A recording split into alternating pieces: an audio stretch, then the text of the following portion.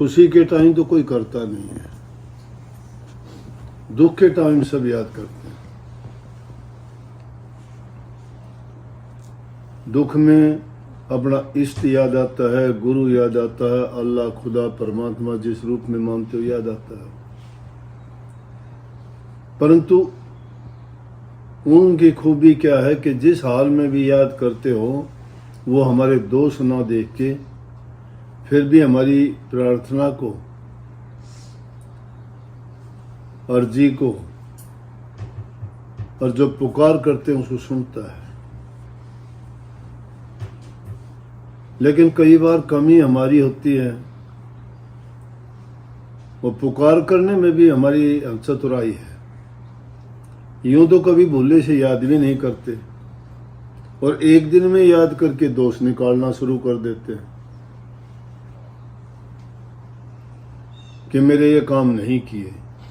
ये याद नहीं करता कि जो पीछे बीते हुए दिनों में कितना याद किया, या सुख की घड़ी में कभी याद किया। जब तो लापरवाह हो जाते हो खाने में, पीने में, सोने में, ऐश आराम में, दुनियादारी के मौज मस्ती आनंद की चीजों में सब भूल जाते हो। और चाहिए क्या था? चाहिए तो हमें ये था कि सबसे पहले उस मालिक को याद करना चाहिए था, जिसको वाह गुरु कहते हो ना। उनकी खूबियों का तो बखान बहुत अच्छी तरह करते हो कि तेरे गोरे भी तेरे, काले भी तेरे, झूठे भी तेरे, सच्चे भी तेरे। ये उनकी खूबी का वर्णन है कि वो अल्लाह ताला, वो मालिक सबके किसी को दोष नहीं देखता। उसकी दुनिया में देखते नहीं, पापी भी हैं, झूठे भी हैं, कपटी भी हैं, धर्मात्मा भी हैं, प्यार करने वाले भी हैं, नफरत करने वाले भी हैं, चोर ठग लुटेरे भी हैं, डाकू भी हैं। वो किसी को मना नहीं करता, किसी को अच्छा करने वाले को इनाम नहीं देता। आदमी पाता तो अपने कर्मों का फल है, लेकिन अच्छे कर्म कौन कर पाता है? जो उसको सन्मुख रखता है मालिक को, जो याद रखता है ना, वो फिर बैठता नहीं है। इसलिए महापुरुषों ने दिया कहा कि सुख की घड़ी में तो ज्यादा आदमी को गफलत नहीं करनी चाहिए, गाफिल नहीं होना चाहिए। कोई धन के गरूर में, कोई ऊंचे पद के गरूर में, कोई ऊंची जाति के उसमें, कोई रूप रंग के उसमें, कोई अपने सुख संपदा के उसमें आके सोचता है कि मेरे बराबर कोई है नहीं। लेकिन ये दुनिया की चीजें हैं जो बुल्ले शाह ने कहा कि चढ़ते सूरज ढलते देखे, कोटे सिक्के चलते देखे, जिन्ना दाना जग विच कोई ओ पुत्र भी पढ़ते देखे। दुनिया कहती दाल नहीं गलती, मैं तो पत्थर गढ़ते देखे। कोई पैरों ते नंगा फिरता, कोई सिर ते ढूंढे छावा। मैनू सतगुरु सब कुछ देता, मैं क्यों ना शुक्र मनाऊं। ये दुनिया में सब कुछ देखा। जो सूरज आज चढ़ता है कल को ढल जाएगा। यहाँ खोटे मंदे सब उस परमात्मा की रचना है ही, परंतु जो आजादी दी गई इंसान भूल जाता है। तो हमेशा सुख के समय तो उसका शुक्राना करना चाहिए, बार बार शुक्राना करो मालिक कि आपने जो दात बख्शी है, हम कैसे उसका वर्णन करें कि आपने हमें क्या क्या दिया। पहली चीज तो इंसान का शरीर मिलना बड़ा दुर्लभ है, फिर वो सर्व अंग संपन्न होना बड़ा दुर्लभ है। देखते नहीं, कोई अंधा लूला लंगड़ा पैदा होता है, काफी ऐसे पैदा होते हैं जिनको ज्ञान बुद्धि नहीं है, बेचारे अपना पशु जैसा जीवन बिताते हैं। कोई ऐसे हालत में पैदा होता है वो कुछ भी दुनिया में आके कर नहीं पाता। लेकिन जिन इंसानों को सारी चीज मिली, कितने सुंदर काम दिए, सबकी बातें सुनते हो, आंखें दी सब कुछ देखते हो, पैर दिए चल के कहीं भी जा सकते हो, हाथ दिए कोई भी काम कर सकते हो, ज्ञान बुद्धि विवेक विचार दिया कि उस अच्छी सोच से आप सब कुछ बना भी सकते हो और बिगाड़ भी सकते हो। तो उन चीजों का एहसान भूल गया। हमें एहसान मानना चाहिए था मालिक का कि इतना सुंदर शरीर दिया, ऐसे ऐसे तोहफों से हमें नवाजा, और फिर भी हम भूल जाते हैं। तो जब आदमी को अच्छे सुख मिलते हैं तो गाफिल ना होना चाहिए, शुक्राना करना चाहिए, मालिक तेरा कोटि कोटि धन्यवाद। और दुख की घड़ी में जब प्रार्थना करनी चाहिए। लेकिन दोनों ही चीजों में अगर नेक रास्ते पे चलते हुए भी आपके साथ कुछ गलत होता है तो भी कभी मालिक में दोष ना निकालो, फिर भी सोचो ये मेरा ही किया हुआ कोई कर्म है। किसी न किसी जीवन में मैंने खोटा मंदा बुरा किसी का किया होगा, इसलिए आज वो कर्ज के रूप में मेरे सिर पर है, वो मुझे देना पड़ रहा है। इस दुनिया में सब कर्जदार हैं, कोई बाप का, कोई बेटी का, कोई धी का, कोई जमाई का, कोई भाई का, कोई बहन का। यहां तक कि पशु पक्षी भी जो हमारे से जुड़े हुए हैं उनके भी कर्जदार हैं। अनेकों कहानियां ऐसी मिल जाएं।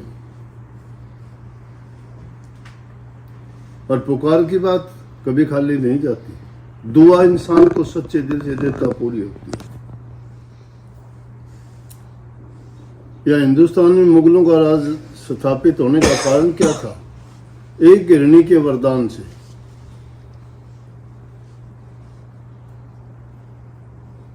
जब सच्चे दिल से दुआ को आम बात करने के लिए आते हैं, परमात्मा हर विपत्ति से निकाल लेता है। तो दुआ जब सच्ची होती है तो ये तो पत्थर को भी पिघला देती है। इंसान के अंदर जो शक्ति है, परमात्मा के बाद में दूसरे नंबर की कृति, बल्कि 3 लोक में तो इंसान के समान कोई है ही नहीं। देवी देवता वो भी सब याचना करते हैं कि मालिक हमें एक बार इंसान बना दे ताकि हम करनी कर सकें। और सारी भोग भूमियां हैं, ये कर्म भूमि है, इसी में इंसान कर्म कर सकता है। किसी का बुरा ना करो, क्योंकि अगर करोगे तो बुरा कर्म फल बन जाएगा, वो भोगना पड़ेगा। कितनी सीधी बात कही है कि जो आदमी बम्बोड़ के पेड़ बो के आम कैसे खा सकता है, जौ बो के गेहूं कैसे काट सकता है। कहने का मतलब कर्म जब अच्छे करोगे, नेक कर्म करोगे तो उसका फल मीठा मिलेगा, कोई रोकने वाला नहीं है। लेकिन अगर हमने अपना कर्म बिगाड़ लिया तो उसका फल जो बुरा होगा, फिर दोष ना देना किसी को। परमात्मा तो किसी को दोष नहीं, कोई बुरा करके आता है, भाई अपना तेरा बुरे कर्म का परिणाम है, किसी को दोष ना दे। अच्छा करता है उसका अच्छे का है। परमात्मा कहता है किसी का एहसान नहीं है, तूने अच्छा किया वो अच्छा मिला है।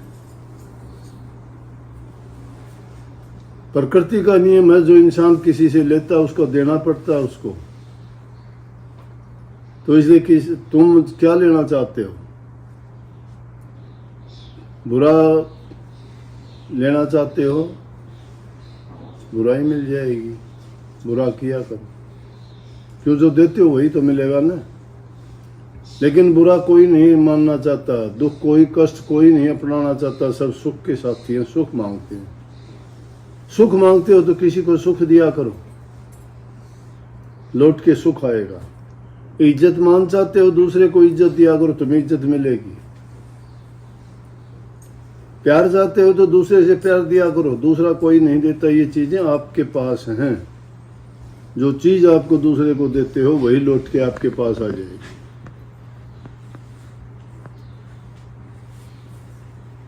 भक्ति के ये रूप हैं, चाहे वो किसी भी धर्म को मानने वाले हों। जब तक इंसान के कर्म अच्छे नहीं हैं तो कोई भक्ति नहीं, कोई गुरु नहीं, कोई धर्म नहीं। धर्म है अच्छे कर्म का फल। नेक कर्म जो करता है वो धर्म का पालन करता है। धर्म का एक रूप नहीं है। हमने तो धर्म को एक तरफ हटा के कोई अलग से एक संस्था के रूप में स्थापित कर दिया। ये वो धर्म है, ये वो धर्म है, ये वो धर्म है। कोई धर्म नहीं। धर्म क्या है? नेक काम है। सत सनातन धर्म यही है। जीव हिंसा करते हो, पाप करते हो, मांस मछली अंडे खाते हो, जीवों को मार के, शराब पीते हो, नशा करते हो, किसी के साथ बुरा करते हो, किसी का दिल दुखाते हो, भला कैसे होगा? कर्म बुराई वाले हैं ये। अच्छे कर्म क्या है? नेक कर्म करो, किसी को सुख पहुंचाओ, किसी की मदद करो, दीन गरीब की सहायता करो, बूढ़े बुजुर्ग की सेवा करो। जो लौट के तुम्हारे पास आएगा, जो तुमने कर्म बना लिया, जो कमाई की है, वो नेकी की है, और जो नेकी करता है उसको नेक फल मिलेगा। इसलिए अच्छा करो, अच्छा पाओ, सुखी रहोगे। किसी का लेना एकदम देना नहीं। दुखी वो इंसान होता है जो दूसरे को दुख देता है। किसी को दुख दे के कोई सुखी मैंने नहीं देखा, और दूसरे का भला करने वाला मैंने दुखी भी नहीं देखा। हाँ, थोड़ी बहुत रास्ते में बाधा आती हैं, परीक्षाएं होती हैं, उनमें घबराना नहीं चाहिए। उसको भी मालिक का तोहफा समझ के, उसकी मौज समझ के स्वीकार करना चाहिए कि तेरी रजा मालिक, जैसे हालात में रखेगा वो आपकी मर्जी है, लेकिन विचलित ना हो, धैर्य रखो। धैर्य रखोगे, समय पर सारे काम सही होंगे। लेकिन आदमी धैर्य खो देता है, वो नुकसान उठाता है। सबको बहुत बहुत आशीर्वाद। राधा।